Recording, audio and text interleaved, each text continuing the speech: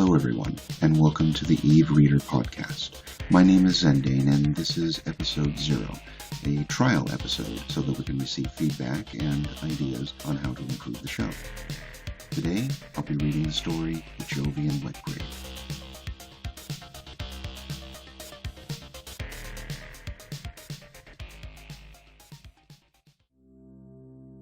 Lieutenant Hiraki Percotan looked at his freshly shaven face in the steel mirror in his cabin aboard the Caldari cruiser O'Carany. Immaculate. For the first time in weeks, the young lieutenant had the almost forgotten feeling of excitement in the pit of his stomach. Percotan's father had fought in the war against the Gallente, and his thrilling tales of battle and bravery had made their mark on the teenage mind of Percotan. But the war had been over for 15 years, and in all that time Percotan had spent in the Navy, hardly anything noteworthy had ever happened. Scrubbing, drilling, sleeping, that seemed to be the be-all and end-all of Navy life. But then, less than 2 months ago, a new race had made contact with the Caldari. Percotan knew little about the race, except that they were most likely of human origins, and shortly after the first contact, the O'Carany had been ordered to the frontier where the new race had introduced itself. And now, after days of uneventful cruising through Caldari space, the ship was nearing its destination, a rendezvous with the ship belonging to the new race. Percotan straightened his jacket for the umpteenth time and left his cabin. While walking towards the bridge, his mind once again turned towards this unorthodox mission. There were too many loose ends and unanswered questions for Percotan's comfort. Why had the O'Carany been ordered to berth on a high-security military shipyard belonging to the Ishikone Corporation for 2 weeks before coming here? And what strange devices had been installed and then sealed in cargo hold B? Why this secrecy, preventing even him, the second-in-command, from knowing what was going on? Percotan was not happy with the situation, and while he was aware that many of the crew members felt the same way, he knew better than to complain. With these troubled thoughts on his mind, Percotan reached the bridge. Captain Aurea was seated in the command chair on the bridge, overseeing the last course changes to the meeting point. Percotan sat himself down in his own chair to the left and a little behind the command chair. "So what's the situation, sir?" he asked. "We should rendezvous in about 20 minutes, Aurea responded. The captain and his subordinate sat in silence for a minute. Finally, Aurea spoke. "Now that we're about to rendezvous, I can fill you in on our mission." Percotan's ears perked up. At last he'd know why they were being sent here. The captain sat silent for a full minute before he spoke again. "This race we made contact with calls itself Jove. I know nothing more of them, except that the High Command informs me that they seem highly advanced. The reason for us being here is to exchange information. It seems these Jovians regard the acquisition of information to be their highest goal in life, and are willing to pay handsomely for it." Aurea chuckled and continued. "We're giving them all sorts of information, data on social issues, historical facts, navigational charts, even some military secrets." Captain Aurea was visibly upset by this last statement. "But our superiors feel that what we're getting in exchange is worth it," the captain trailed off. "What are we getting in exchange?" Percotan asked. "I'm not sure, Lieutenant. I'm not sure. It's some sort of a device for controlling or communicating with your ship. That's all I know." Percotan sat thoughtfully, scratching the back of his neck. It was still sore after the operation. While berthed on the Ishikone station, Aurea had encouraged Percotan to have neural implants inserted into his spinal cord and cerebellum, saying they would definitely help further his career. "Sir, these things we're giving away, are they in cargo hold B?" Percotan asked the captain. "No, that device is what we're getting in exchange from the Jovians," Aurea answered. "What? We already have what we're getting here on the ship? I don't understand, sir," Percotan said, puzzled. "We've got a part of it. All the vital bits, such as the cognitive pattern decoders, are missing. The Jovians we're about to meet will bring those missing bits and show us how everything works," Aurea said. Percotan pondered this for a while. "What I don't understand, sir, is why we were sent on our own to meet these Jovians." "What do you mean?" inquired Aurea. "Well, I think that at this early stage in our relationship with the Jovians, that diplomats, not soldiers, would deal solely with them, sir. I wonder why we weren't assigned a diplomat to handle these discussions. We're not here as official representatives of the Caldari state. Our orders come directly from the CEO of Ishikone. This mission, this trade, is strictly the business of the Ishikone Corporation. Our superiors have every confidence in us to complete this mission on our own," Aurea explained. "By our superiors, you mean the heads of the Ishikone Corporation, sir?" "Yes, that's correct, Lieutenant," Aurea replied. but that doesn't make this mission any less important or meaningful. By now, the vessel they were to meet was clearly visible on the radar. Their ship doesn't seem all that big, Percotan observed. Indeed, the vessel was only half as big as the Ocariny, only slightly bigger than the average Caldari frigate. The ship was a combination of rather dull-looking, shiny metal green, brown, and gray. It had a most peculiar shape, almost as if it had been grown or carved instead of built. The communication officer waved them over. "We're receiving a message from the Jovian vessel," the officer said. "It says they're coming over." "All right," Aurea said. "Lieutenant, you know your duty." "Yes, Captain," Percotan answered, and exited the bridge. He went to the shuttle bay, bringing 4 Marines with him. "Behave yourself, men," Percotan said. "These are distinguished guests we're to escort. Each and every one of you is now an ambassador for the Caldari state. Or the Ishikone Corporation, at any rate," Percotan thought. A shuttle, in the same colors as the Jovian ship, was docking in the bay. 3 small men exited the shuttle. Each of them wore a tunic-like uniform of fine materials, light brown and gray in color. Although they were definitely human, they looked very strange. Their skin was pale grayish-yellow, almost transparent, with veins clearly discernible. Their heads seemed abnormally big, but otherwise their bodies were thin and feeble-looking. Percotan couldn't help the uneasiness he felt looking at them. The 3 men walked towards Percotan, and one of them, walking in front of the others, addressed Percotan. "Greetings, Caldari officer. I'm Anu of Job, and these are my aides Yed and Elis." The Jovian spoke in perfect Caldanese, with almost no discernible accent. His movements and gestures were lithe and graceful. Percotan wondered where the Jovian had learned such good Caldanese. Percotan caught himself staring into the pale yellow eyes of the Jovian, and stuttered his answer. "Yes, welcome aboard the Ocariny, sir. I'm Lieutenant Hikari Percotan. Please follow me." Percotan tore his eyes away from the probing gaze of the Jovian, turned on his heels, and started walking towards the main deck. The Jovians followed, and Percotan heard them chattering amongst themselves in a strange language that seemed to consist almost entirely of vowels.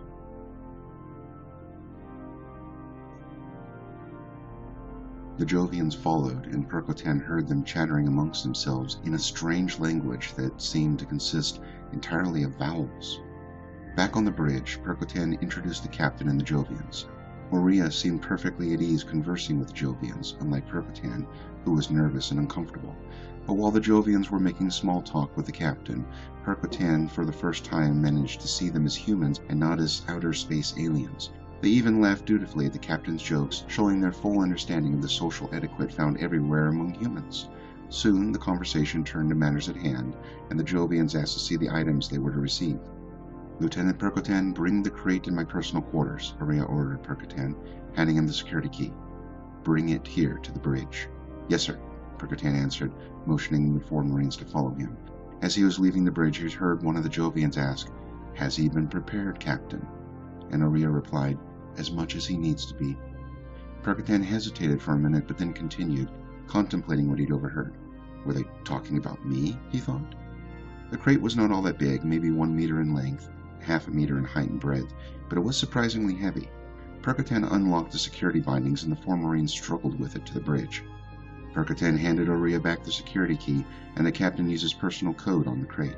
The lock snapped open with a loud hiss, and Aurea stepped back, allowing the Jovians access to the crate. Anu opened the crate and started pulling items out of it and handing them to his assistants, who compared them with a list they had, marking things off. Once the Jovians were satisfied that everything was as it should be, they began studying the items carefully. They worked incredibly fast, inserting data disks and info clips into their palm computers, scanning the contents for a few seconds, then throwing it away for another. They fired up hologram reels and fast-forwarded through them, casting flickering lights along the bridge, and made the heads of the Caldari spin in confusion. After a few minutes, the Jovians suddenly stopped all at once and began chattering excitedly to each other. It was obvious that they were satisfied with what they had seen. "This crate contains what we had bargained for. Please take it to our shuttle," Anu said to Aurea. "First, let's make sure everything we bargained for is in order," Aurea replied wryly, emphasizing "we." Percotan noticed a momentary hesitation in Anu before he answered. "Of course, Captain. A deal is a deal. Everything according to the plan, eh?"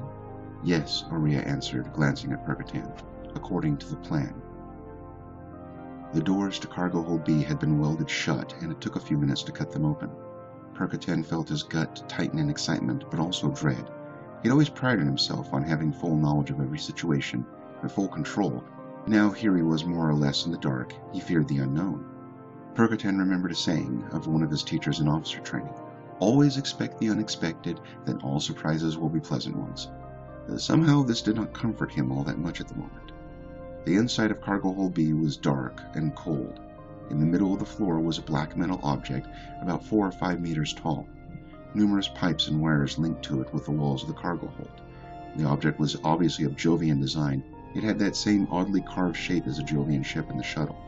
The Jovians walked up to the object and made a quick inspection of it. "This is a capsule," Anu said to the Caldari. "It is used to control a ship. With it, a ship as big as this one can be controlled with only a handful of crew, and smaller ships, like your frigates, can even be controlled by a single person." "How was this possible?" Arya asked. He was obviously skeptical, even if he didn't seem as surprised by what Anu said as the other Caldari. "The controller, captain, if you like, of the ship is stationed inside the capsule. Through it, he's neural-rigged to all parts of the ship. The capsule is like one giant computer, with the captain at its core controlling everything," Anu answered. "But how can a single man control a whole ship?" Arya pressed. "Thank you, Captain. I was coming to that. As I said, the captain acts as the central unit in a highly advanced computer. This role allows him to access and evaluate data at an extreme pace. He can easily handle the jobs it takes 5 or 10 people to do normally. It also makes him a better commander. He has better understanding and awareness of his environment, and he's not bogged down by tedious crew management issues and frequent communication breakdowns." Anu finished, looking over the faces of the thoughtful Caldari standing before him. "So what's the downside?" Percotin answered. "There's always a downside." "Not in this case, Lieutenant," Anu replied. "The capsule offers greater control to ships, yet fewer crew members. As you know, one of the biggest costs in maintaining a ship is training the crew. This cost is now much reduced. We Jovians are not numerous, yet we can field a very formidable fleet because of capsules." "So what about this capsule controller? Can anyone control this thing?" Arya probed, obviously eager to garner as much knowledge as he could about these capsules. "Not anybody, no," Anu answered. "The controller must have the required neural implants." Percotin fingered the newly planted implants at the back of his neck, a grim realization dawning in his mind. "But why this huge structure? Couldn't the controller simply be strapped into a neural chair?" Arya inquired. "The neural riggings for the capsule are much more elaborate and advanced than those you know, Captain. They require the user to be in complete stasis for efficient usage. The capsule is filled with a fluid in which the captain floats. This fluid filters out all external interferences, as well as protecting and nourishing the captain." One of the Jovian aides had now opened a hologram blueprint of the capsule, and Anu used it while explaining how it was built. "Also, the capsule has an extremely strong armor, giving even more protection to the captain. We Jovians do not like unnecessary squandering of lives." Percotin thought Anu said the last sentence with an unusual fervor. "So, can you make it work?" Arya asked, obviously satisfied with his curiosity about this thing and now wanting to see it in action. "Yes, as long as your engineers followed our instructions correctly when building the capsule and connecting it to the ship." "You mean this capsule will take control of the ship?" Arya asked anxiously. "Yes, but we can override it easily. This is only for demonstration purposes," Anu answered. The Jovian started fiddling with various control panels on the capsule. One by one, the systems in the capsule came to life. Lights started blinking, and a low humming noise emanated from it. Finally, Anu turned to the Caldari. "The capsule is now operational. It is ready for testing." The eyes of the Jovians and Captain Arya turned to Percotin. He felt like a mouse trapped in a cage.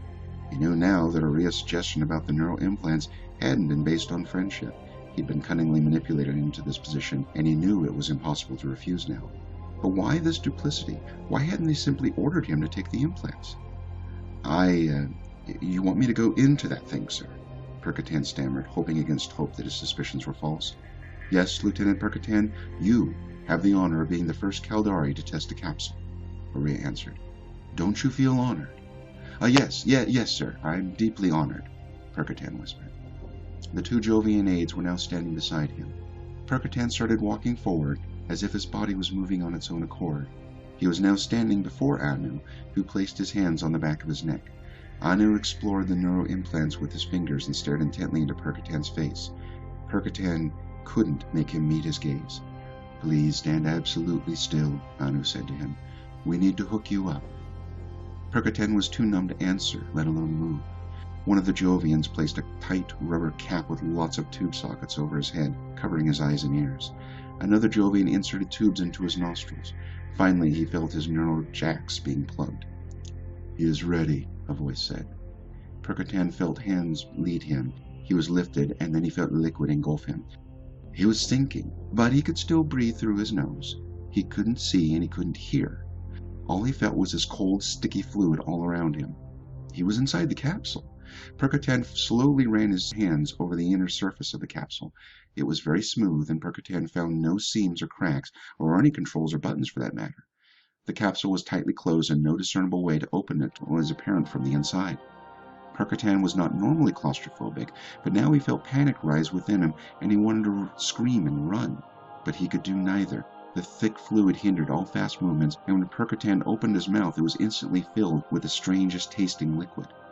Percotan was forced to swallow it so he could breathe again. He tried to calm himself down, but when nothing happened for what seemed like an eternity, he once again despaired. He had read about people being accidentally buried alive in olden times, and now this is how they must have felt. This capsule, this thing, felt like a wet grave burying him. "Is this the end?" Percotan thought. "Maybe the machine has malfunctioned. Maybe they can't get me out." Then, all of a sudden, a bright light filled his eyes and a sound like rushing wind filled his ears. After a few seconds, the light dimmed down and Percotan was able to see, but everything became deadly quiet. And what he saw made his stomach somersault. He was looking at the Ocarina from the outside. It was as if he was floating in space, maybe 100 meters from the ship. "Can you hear me?" a voice said. It was Anu.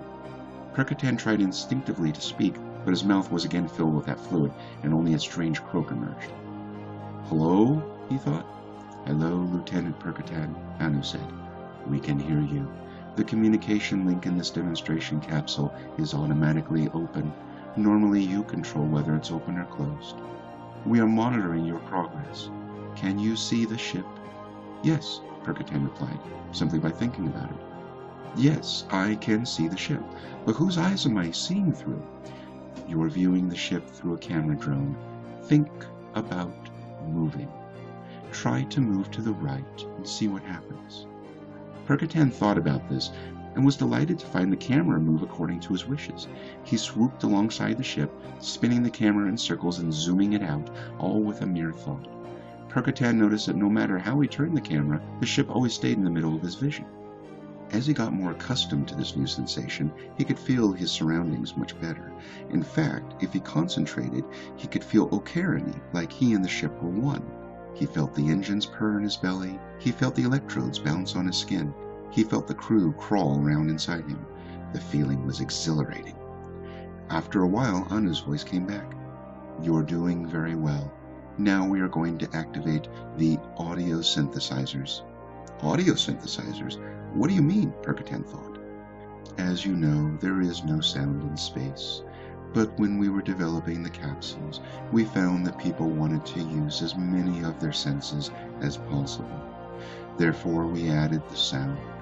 By letting a computer create three-dimensional sound, we also add to the awareness you have while in battles, for instance." Several seconds later, Percotan could hear the audio synthesizers kick in. He could hear a low humming noise of the propulsion system and the sudden hissing sound of course correctional thrusters. Anu came back on. "Now we'll test the audio system." Suddenly a missile was launched from one of the missile bays. It flew majestically out from the ship and disappeared to the right of Percotan's vision. Percotan turned his camera and watched it fly away from the ship. Then a stab of green and yellow came from the Jovian vessel, accompanied by a loud crackling sound. The weapon burst hit the missile and it exploded.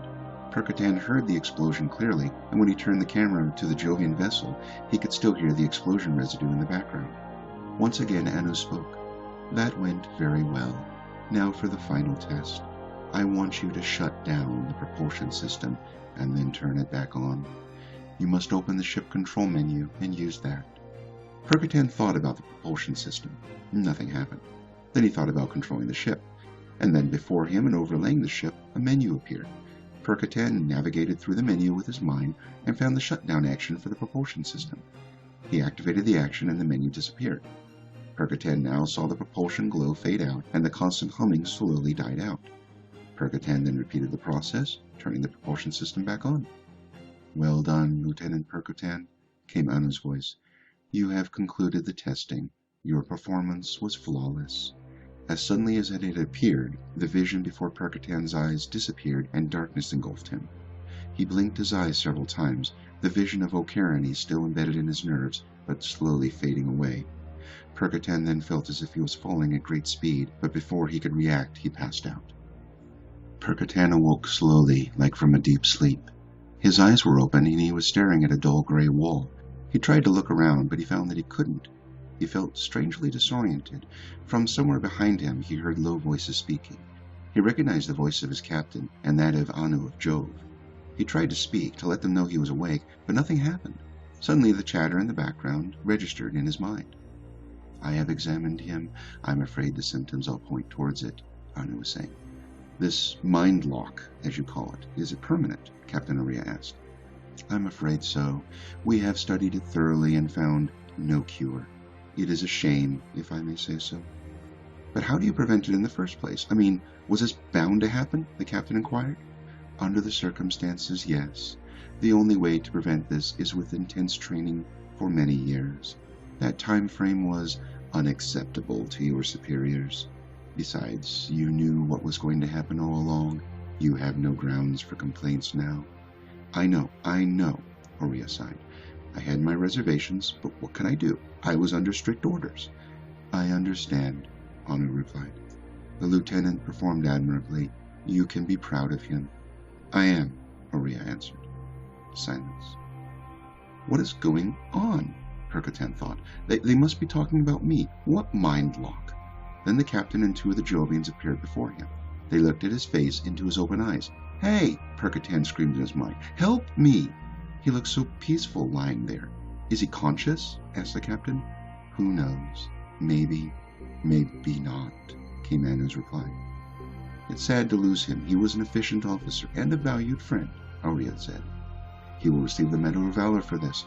It will be sent to his parents. His father will be so proud." "And rightly so," Anu said.